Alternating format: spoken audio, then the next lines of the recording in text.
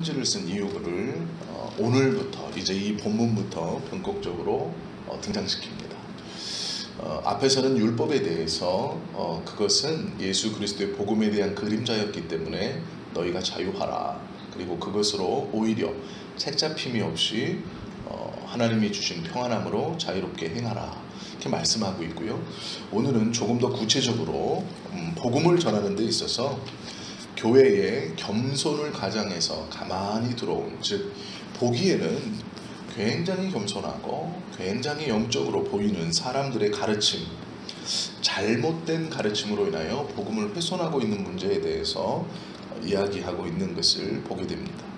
그런데 이 바울이 골로새 교회에게 사실 이 편지를 보낸 이유는 골로새 교회가 초대교회로 가지고 있었던 하나님에 대한 상급, 즉 복음에 대한 것을 순수함으로 받아들이고 믿고 교회가 조직되고 그 안에서 하나님을 섬김으로 하나님께서 이들에게 주려고 하시는 영생과 구원에 대한 놀라운 상급을 빼앗기고 있다고 바울은 봤습니다. 즉 무엇이냐면 교회 안에서 복음이 왜곡된다는 것을 너희가 구원에서 떠난다, 이 관점보다 바울은 먼저 너희가 받은 그 구원의 상급, 은혜의 상급을 빼앗기는 것이다, 이렇게 본 거예요. 그러면 주는 존재와 빼앗는 존재가 있다고 바울은 생각한 겁니다. 그러면 주는 존재는 누구실까요? 하나님이시고요.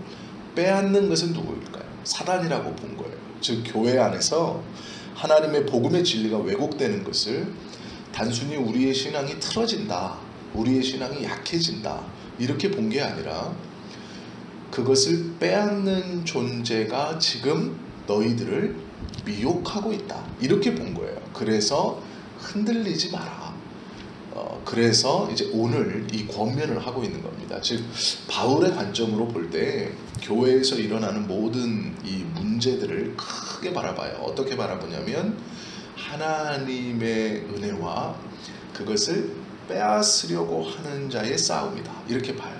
그래서 교회 안에 겸손을 가장해서, 즉 보기에는 굉장히 사람이 좋아 보이고 신앙이 좋아 보이고 겸손하고, 또 여기 보시면 이 영적 체험도 참 많이 합니다. 지금 이렇게 말하는 사람들이, 왜냐하면 환상 중에 천사를 보았기 때문에 그렇다라고 가르치고 있어요. 그러니까 보기에는 너무 좋은 사람이에요. 신앙인으로 겸손하죠. 성품 좋죠. 생긴 것도 아마 잘생겼겠죠.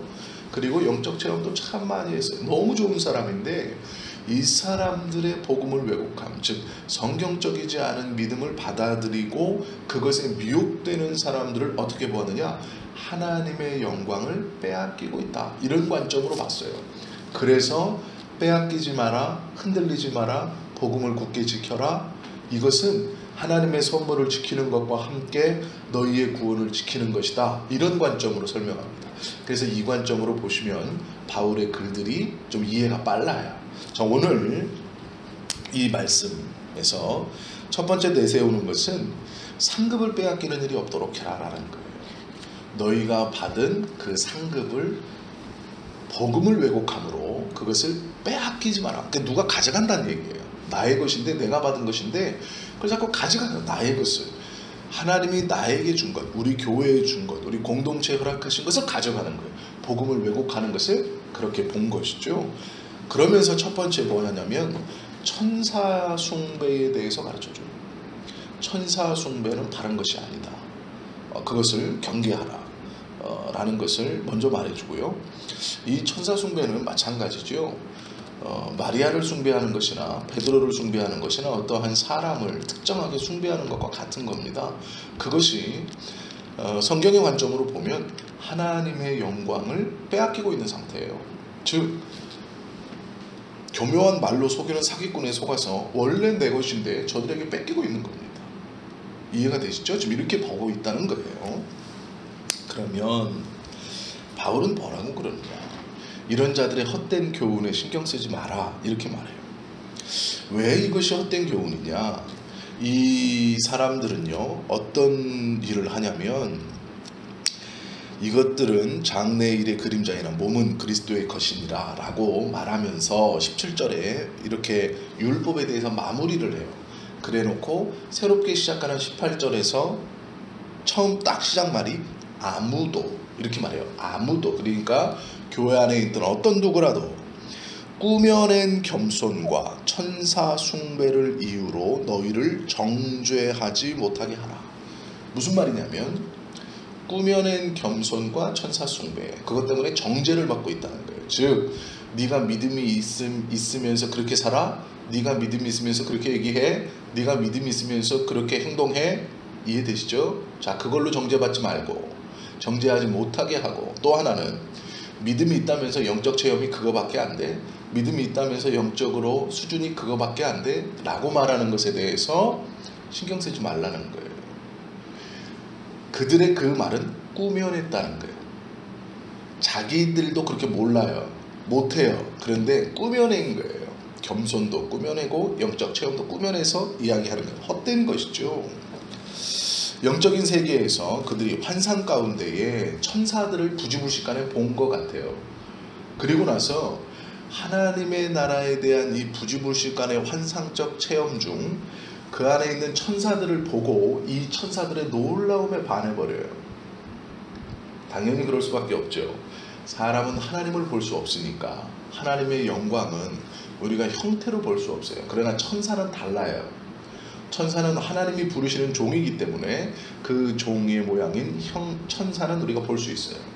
자, 이 사람들 중에 환상 중에 천사를 본 것 같아요. 그런데 이 천사의 아름다움과 그 놀라움에 빠져서, 야, 내가 천국에 갔더니 천사가 있던데 그의 모습과 형상이 이러이러하고 그의 아름다움이 이렇더라. 그러니까 우리가 이 천사를 잘 섬기면 우리도 그 하나님의 나라에 갈 수 있을 것 같더라 라는 거예요. 이해가 되시죠? 근본이 아닌 엉뚱한 것을 보고 그 엉뚱한 것을 근본으로 생각하고 지금 잘못 설명하고 있는 거예요. 잘못 전하고 있는 겁니다. 잘못 말하고 있는 거예요. 하나님의 나라에서는 하나님의 영광을 보는 것이 먼저이지 하나님이 부리는 종을 가지고 그 나라를 사모하면 안 돼요. 그런데 이 사람들 중에 많은 사람들이 그렇게 얘기하고 있어요. 영의 생애를 보긴 봤어요. 하나님의 나라를 보긴 봤는데 중요한 것을 보지 못하고 격가지를 중요하다라고 생각하고 지금 그것을 숭배하고 경배하라 이렇게 말하고 있는 거예요. 그러니까 잘못됐다라는 것이죠. 그런데요, 바울은 그것도 어떻게 본 것이냐라고 말하냐면 너희의 육체의 소욕을 쫓아봤다. 즉 보고 싶은 것을 본 것이다. 이렇게 말해요.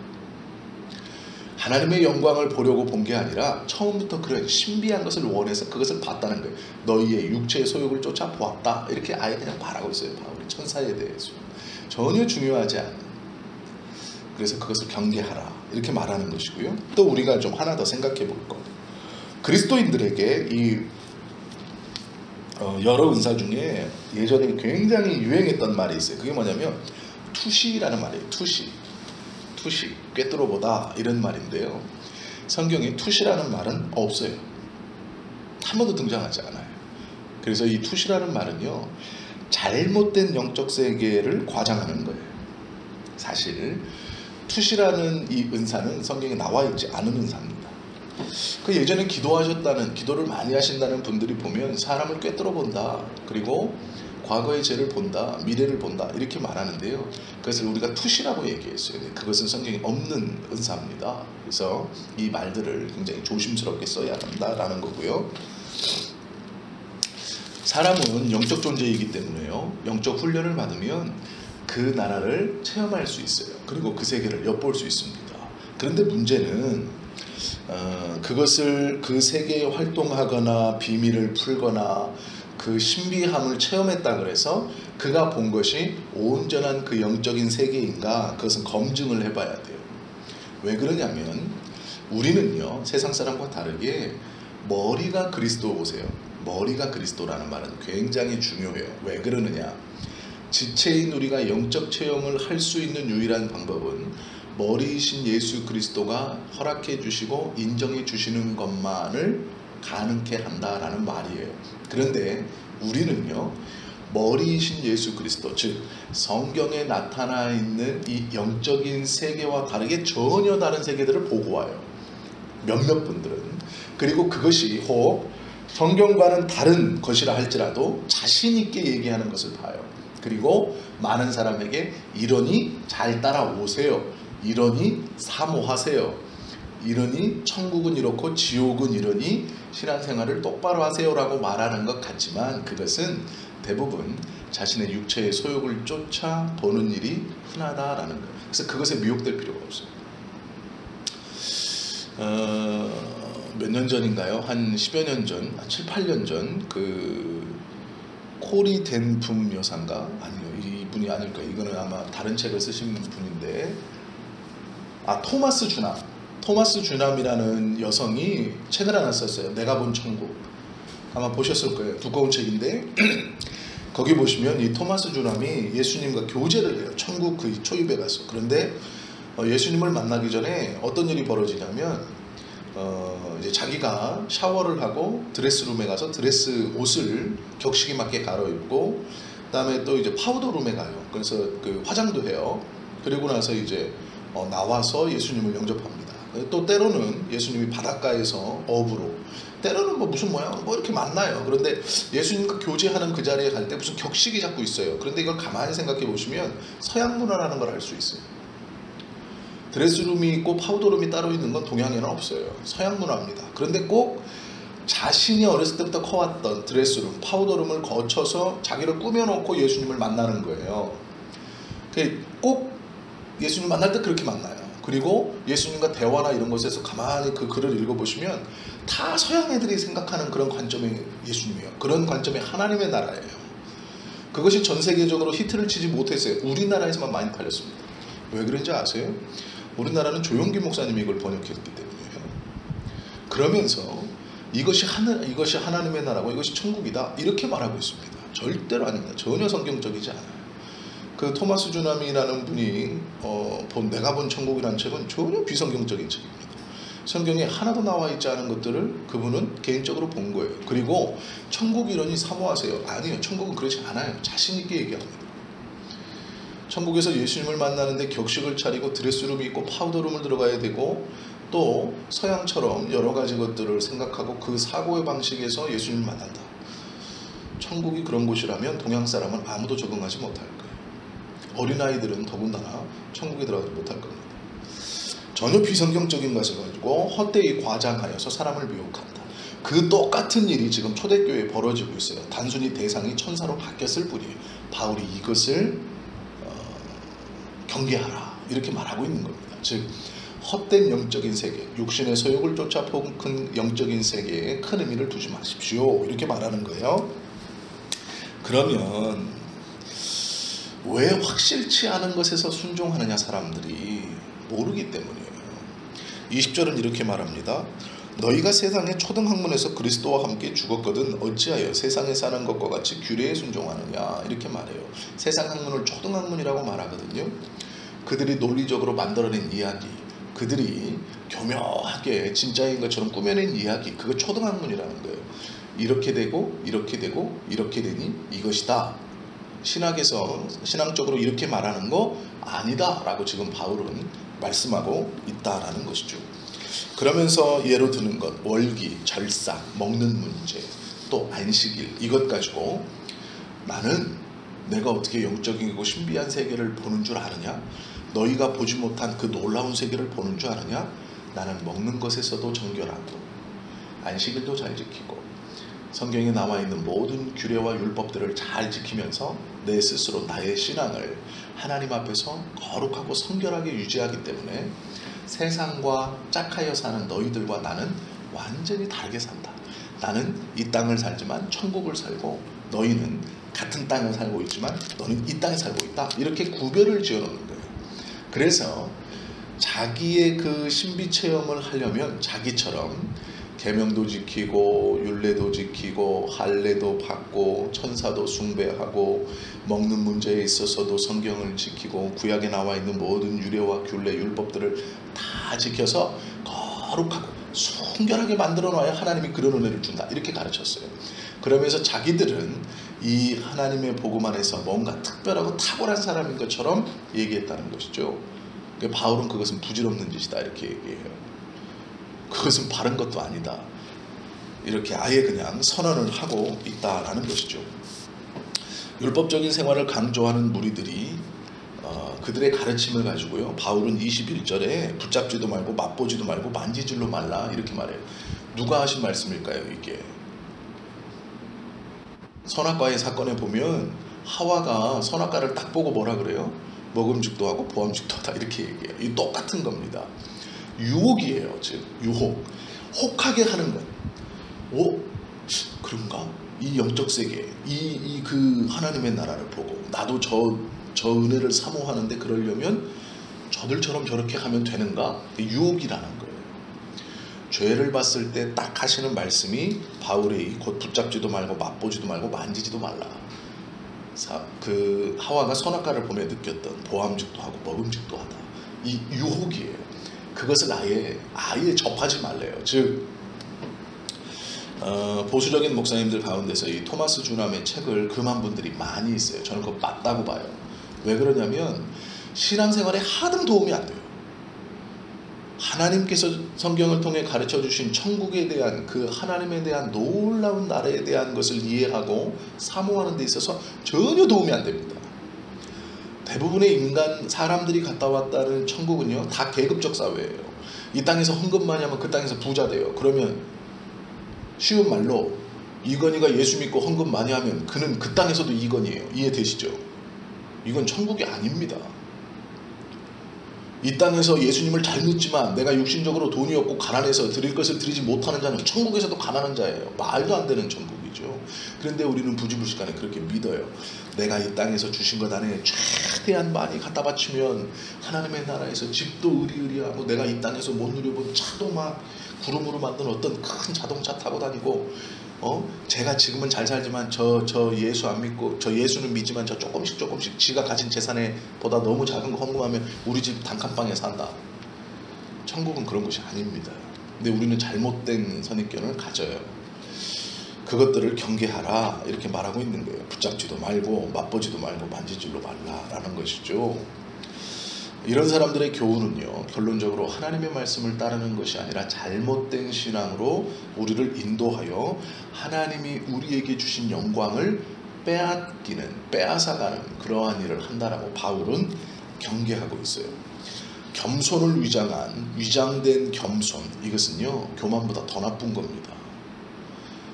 자기가 왜 겸손을 위장해요? 다른 사람을 하나님의 영광에서 떨어뜨리기 위해서예요. 즉 잘못된 신앙관과 잘못된 성경관으로 그의 신앙을 약화시키기 위해서예요. 사단의 도구로 즉 쓰임받는다는 것이죠. 만약에 우리 교회 공동체 안에 자기가 영적인 세계에 어떠한 것을 신비한 것을 내세우면서 성경의 말씀보다 그것을 더 강요하거나 이것이 믿음이라고 가르치는 사람이 있다면 그는 100%예요. 사단에 붙들려 있는 사람입니다. 건전한 성도들의 신앙을 빼앗아서 잘못된 길로 인도해 가는 거예요. 뭔가 다른 분명한 노림이 있는 겁니다.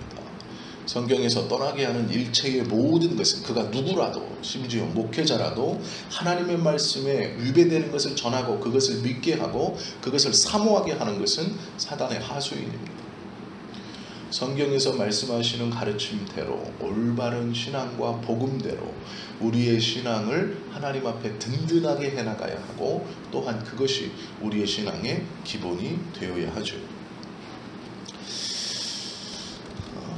교회 안에 신비로운 것들을 가지고 사람을 유혹하고 성도를 미혹하는 것은요, 우리의 신앙을 잘해서 건전하게 하는 것이 아니라 우리의 영광을 빼앗기 위함이다. 바울은 그 관점으로 이 골로새 교인들을 권면하고 있는 겁니다. 이것이 얼마나 마음이 아픈 것인지, 이 영적으로 흐트러진 복음에 대한 흐릿함, 이 오해와 곡해로 인해서 하나님의 영광을 빼앗겨가고 있다는 것이 얼마나 바울에게 마음 아프고 슬픈 것이었는지 그가 이 골로새 교회에 간절함으로 똑같은 말을 몇 번씩 반복하게 하는 안타까움이 있는 거예요. 저와 여러분들도 오늘 이 말씀을 좀 잘 듣고 우리가 좀 따라서 성경적이지 않은 신비한 것들을 좀 배격하고 성경에서 가르치는 바른 신앙과 믿음 아래 우리의 신앙이 하나님의 은혜 아래 굳건히 오늘 하루도 건강하게 자라가시고 또 그 건강함 속에 하나님이 부어주시는 놀라운 은혜가 우리 안에 임할 수 있기를 예수님의 이름으로 축원합니다. 기도하시겠습니다.